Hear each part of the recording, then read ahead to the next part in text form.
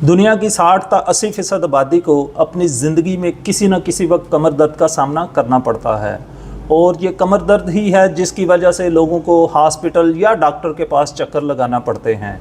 और जो काम से अगर गैर हाज़िरी की बात करें तो ये कमर दर्द ही सबसे बड़ी वजह है जिसकी वजह से लोग अपने काम से गैर हाज़िरी करते हैं। अगर ये कमर दर्द ठीक ना हो तो आस्ता आस्ता डिसेबिलिटी आनी शुरू हो जाती है, यानी कि जिस्मानी मजूरी की तरफ लोग जाना शुरू हो जाते हैं।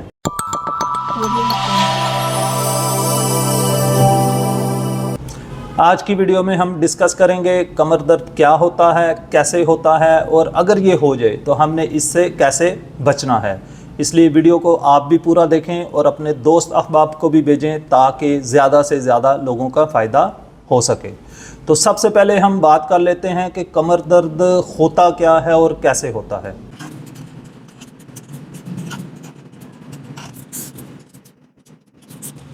तो बैक पेन इसमें हमारे पास दो तरह का होता है, एक होता है स्पाइनल और एक होता है नॉन स्पाइनल।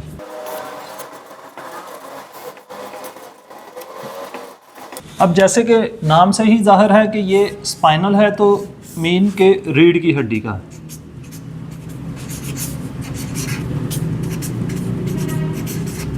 और ये नॉन स्पाइनल है तो इस जो नॉन स्पाइनल है इसका बेसिकली डायरेक्ट रीढ़ की हड्डी के साथ ताल्लुक नहीं होता। इसमें इसकी जो एग्जांपल है इसमें लाइक है गायनाकोलॉजिकल,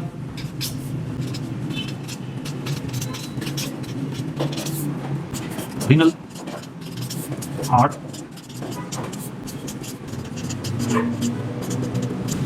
यानी कि इसमें गायनाकोलॉजिकल है जो खवातीन से रिलेटेड होता है, अमराज निस्वां।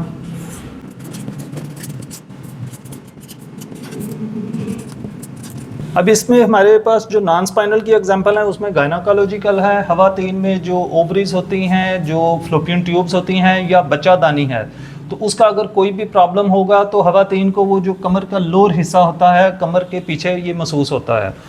अगर गुर्दे भी ये जिधर हमारी रिब्स ख़त्म होती हैं तो बैक पे बिल्कुल यहाँ पे पड़े होते हैं। अगर आपको कोई किडनीज़ का या गुर्दों का कोई प्रॉब्लम है तो वो भी दर्द कमर में ही महसूस हो रहा होता है। इस तरह हार्ट और जो पेनक्रियाज है इसका दर्द जो अपर बैक है इस जगह पे यहाँ पे ये महसूस हो रहा होता है। तो अगर आपको कोई गायनाकोलॉजिकल इशू है तो आप अपनी गायनिकी डॉक्टर से मिलें, ये आपका कमर दर्द ठीक हो जाएगा।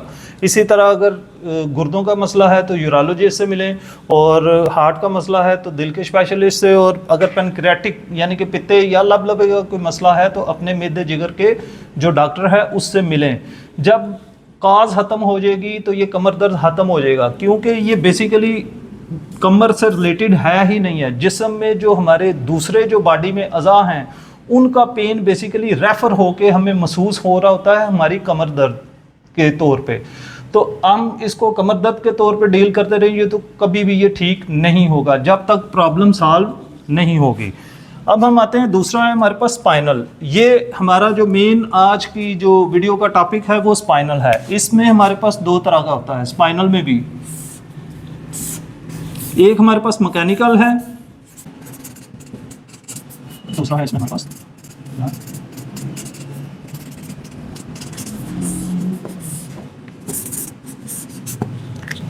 अब इसमें स्पाइनल जो है जो कि रीढ़ की हड्डी से जिसका ताल्लुक है, जो बेसिकली मोरे हैं, वर्टिब्रेज हैं, या वर्टिब्रेज के अंदर जो इंटरवर्टिब्रल डिस्क होती है उसका, या जो उसके साथ जो मसल्स होते हैं, लिगामेंट्स होते हैं, उनका जो प्रॉब्लम है वो उसको हम कहते हैं स्पाइनल। ये प्योर कमर के साथ इसका ताल्लुक होता है। अब इसमें दो तरह का होता है, एक होता है मैकेनिकल और एक होता है नॉन मैकेनिकल।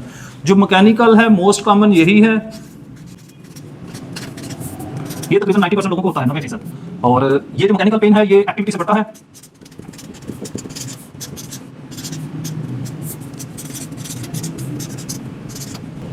जो मैकेनिकल बैक पेन है ये मोस्ट कॉमन 90% लोगों में यही होता है। एक्टिविटी कोई भी अगर हम हरकत करते हैं तो ये हरकत से बढ़ जाता है, और जब हम रेस्ट करते हैं तो रेस्ट से ये कम हो जाता है।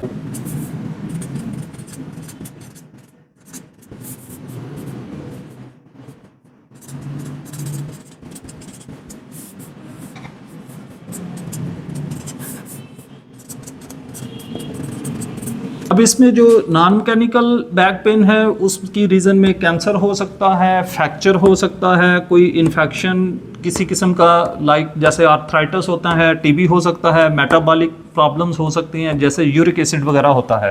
नॉन मैकेनिकल पेन है, ये हमें एक जैसा महसूस हो रहा होता है, इसका पेन कांस्टेंट होता है, इसका रेस्ट से या इसका एक्टिविटी से कोई ताल्लुक नहीं होता। जैसे मैंने बताया था कि मैकेनिकल पेन जो है वो आराम करने से ठीक हो जाएगा और जब हम एक्टिविटी करेंगे तो वो बढ़ जाएगा, लेकिन जो नॉन मैकेनिकल पेन है इसका एक्टिविटी से, रेस्ट से, काम से, हरकत से कोई ताल्लुक नहीं है, ये एक जैसा कांस्टेंट आपको फील होगा। एक चीज़।